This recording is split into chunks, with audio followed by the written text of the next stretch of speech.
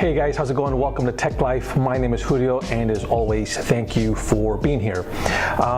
What I wanted to do in today's video is a little different from my other videos. I wanted to show you guys the very first website I was ever paid to do. I had just learned enough HTML, CSS, and I had just kind of learned to bootstrap a little bit, and I wanted to start making money. And I went to local businesses, I got business cards, and I just kind of hustled a little bit, and I was like, hey, can I build you a website? You know, I presented myself professionally. I sounded like I knew what I was doing, and there was, you know, it's funny because at the time, I didn't even know how much I didn't know. I mean, even right now, like after graduating from my boot camp, like I feel like I'm still like level 1 beginner. But I think back then, I was like, oh my God, I can't believe I was actually charging people. Luckily, I was able to get several people to hire me, and as I got better, I added a little bit more. Now, all of the web pages that I did, all of the websites I did were static essentially. So this first website that I built was, I hard-coded everything, HTML and CSS, and I made $500 for making this website, which I thought was pretty good actually. This was 2016, I think. This was 2016, yeah, when I built this website. So this was a really good learning opportunity for me, not just in, you know, how to code, but really how to start my own little business, which I ended up starting Canton Web Design. I made okay money from that, you know, as a side gig, and it helped me learn HTML, CSS, and Bootstrap really well. I used a little bit of JavaScript, but I really didn't know what I was doing. I got good at copying and pasting. I knew just enough JavaScript to kind of make out what the code was supposed to do. I would copy and paste it and stick it in the code and try it out, and if it worked, it worked, and if it didn't, I would kind of play with it a little bit more until I got it to work. I couldn't code the JavaScript for nothing. I mean, to save my life. Like I said, it was just enough to really throw it into it and see if it worked. So what I'm going to do is show you guys this first website, and we'll go through it. There's not a lot to it, but then I thought it would be fun to rebuild it in React. Now, React is arguably and likely overkill for this website. Like I said, there's no interaction with the user. There is a contact page, so I guess I can change state there, but I think that's really the only place that I can think of. Now, if I use React Strap to instead of regular Bootstrap, then there'll be some more state changes for like the toggling and stuff like that, but we'll get into that as we go. So I'll just go ahead and show you guys the website. So let's get into the code here. While I'm doing this, if you guys have any questions about starting your own little web design business, please feel free to ask me any questions. I can get more in depth into that, and I'll be honest with you, those websites are now built in WordPress. I do hardly any coding. The theme that I use does allow you to do some CSS, and I think they've actually now allowed you to do some JavaScript, which is cool. It was just honestly a quicker turnaround using WordPress. But I did run into a situation where, sorry, I'm going to go on another story here, where I had a client that wanted me to build basically an e-commerce website. They had a site already using WordPress, but WordPress uses SQL as a database, and the way they were doing their database was just really confusing. I mean, they had like 4,000 items on there, but it was a lot of repetition. I contacted them, and we agreed to do the website, and this would have been the perfect opportunity to have known what I know now to build it using the merge stack, because it had everything. It was a database and interacting with the customers and everything. So that one is built currently in WordPress as well. But after this one, if you guys like this real quick little simple video, maybe I'll rebuild that one, and that one actually would be a full merge stack. And I'm almost positive that I will do that, because I kind of want to do that for myself. Let me finally get into this. Okay, so here is the very first website I built for the Bearded Barber. So there's a little bit of kind of parallax scrolling there. Now, you should be able to, if you've done a little bit of Bootstrap, you should be able to recognize all the Bootstrap here. This is the nav bar, the little icon.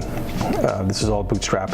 This was an issue that I had that I haven't even looked at it in so long. I don't even know why, but for whatever reason, this isn't showing all the way down. It looks like it's some sort of a padding issue or something. When I go to it, it's all the same.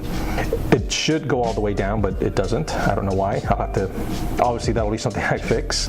Just some kind of photos here, and these are some, looks like Bootstrap cards. I don't like how that goes like that. A little more parallax there. There's a little footer. I haven't updated in a long time. Yep, 2016, I was right. A hideous footer. Just kind of some more stuff over here. This would actually be cool right here to maybe add some sort of a pay online thing that I could maybe do.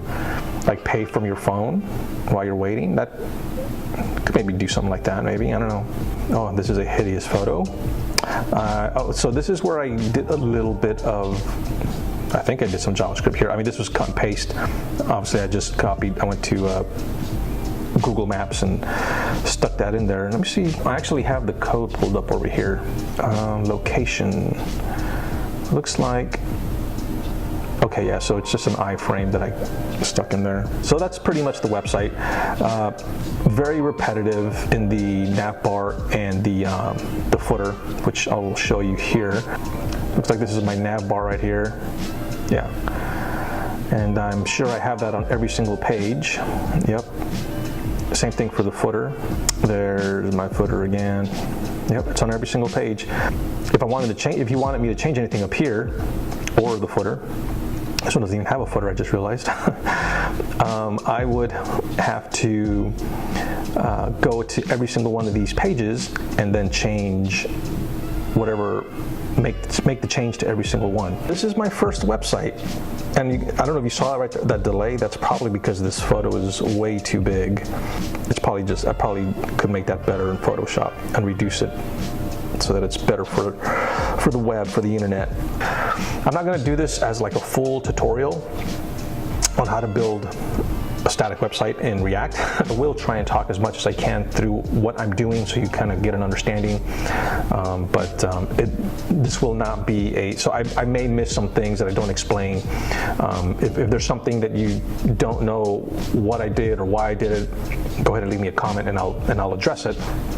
But otherwise, this is more just of a walkthrough, kind of talking out loud as I'm doing stuff. If you don't know what to use to put your code in, I would highly suggest Visual Studio Code. I freaking love this thing. I used to use Sublime Text, and it was good. That's what I started with.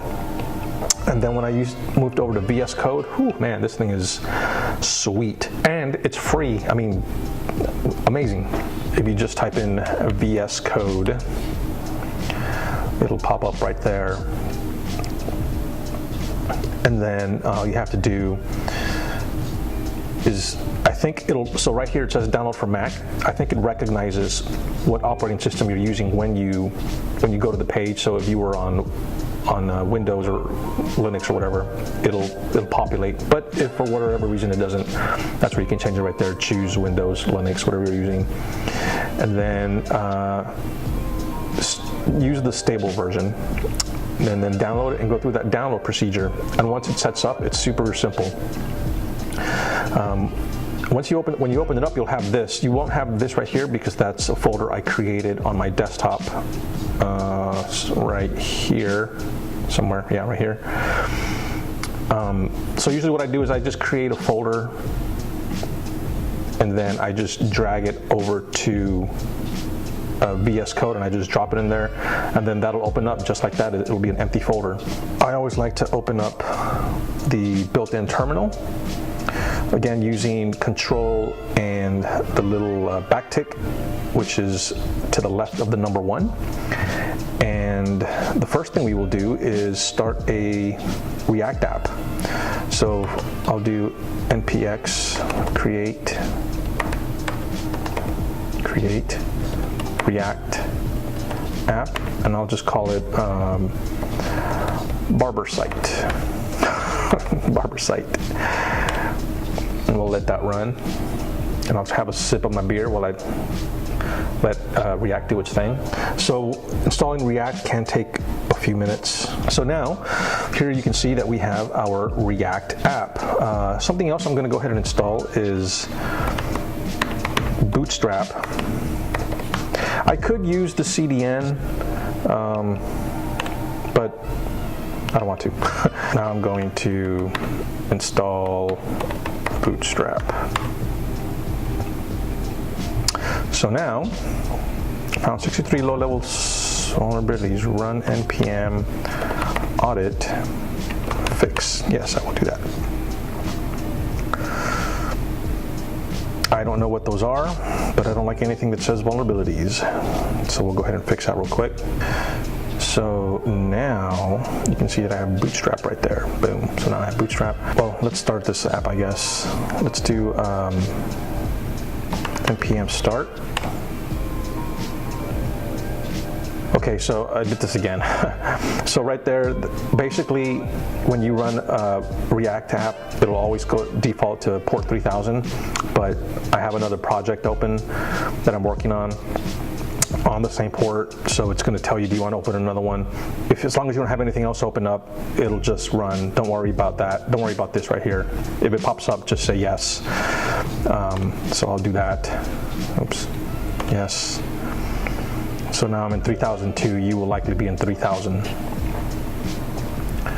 And we'll open up the app, and there it is. Now let's go ahead and bring in whatchamacallit, Bootstrap. Now we have Bootstrap going on. So let's talk about this source folder right here. Let's do some cleanup, I guess. Let's go to app.js. Let's get rid of this logo. What that logo is that right there. Don't need that. Let's just get rid of all of this here. This is all the boilerplate. So let's see, now let's get rid of the logo here. Don't need that. Delete, yes, move to trash. Don't need the index CSS. I'll keep that CSS. Let's see. Move to trash. So the reason this crashed right here is because I got rid of the index.css folder, but I'm trying to call it over here. So as soon as I get rid of it right there and I save again, the app will compile properly. Okay, so now I think that'll do it for the cleanup. And since we got rid of everything inside of our render here, or our return, I mean, let's just go ahead and put new barber site coming. And there we go. This is where we're going to start building our website. In the next one, we will go ahead and get started with, we'll go ahead and start it with our navigation bar and a footer that we will not have to put on every single page. So that's what we'll do, guys. So before you guys go, if you would be so kind as to help me out by giving me a thumbs up and subscribing if you have not done that. And please, again, leave me a comment with anything that you may want to know. I know I'm kind of just walking through this fast. Whatever it is you want me to hit up a little harder, I'm more than happy to do that. And I will go into more detail into anything that you want to know more about. So hit that notification bell, and as soon as part 2 comes out, you will be the first ones to know. You know what I'm going to do? I'm going to go ahead and put this on GitHub. I should have started with that actually. Yeah, so in the next video, we're going to start by going to GitHub, and I'll show you how to set up a GitHub repository for this tutorial. And then depending on when you see this, if you want to, you can download all the source code to follow along. And I'll show you how to make updates to your GitHub repository from VS Code, which is the way I like to do it, because it's so much easier for me anyways. And yeah, and then after we do that, we will hit the navigation and the footer. So I will see you guys at the next video. Talk to you later. Oh, let me know what you think of this 2-camera thing. It's pretty cool, huh? I think. Anyways, all right, talk to you later. Bye.